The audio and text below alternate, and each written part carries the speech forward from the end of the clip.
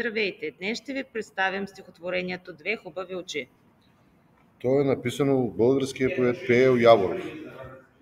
Две хубави очи, душата на дете в две хубави очи, музика, лъчи, не искат и не обещават те. Душата ми се моли, дете, душата ми се моли.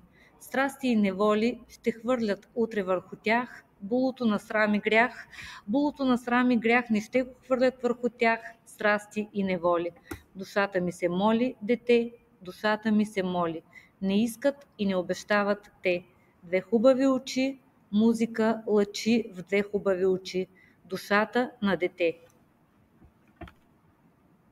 Проблемите и конфликтите в стихотворението са за невъзможната несподелена любов, непреодолимата преграда, която разделя световете на лирическия говорител и неговата любима, сблъсъкът между греха и невинността, между земното и небесното, между обикновеното и сакралното.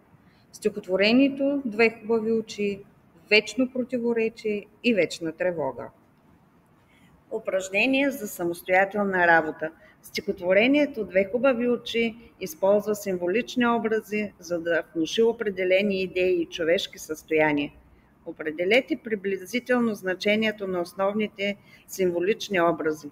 Две хубави очи, душата на дете, музика лъчи, душата ми се моли, булото на срам и грях. Благодарим за вниманието. И За вас от Корк, Ивелина, Стефан. Русица, Милена, Диана.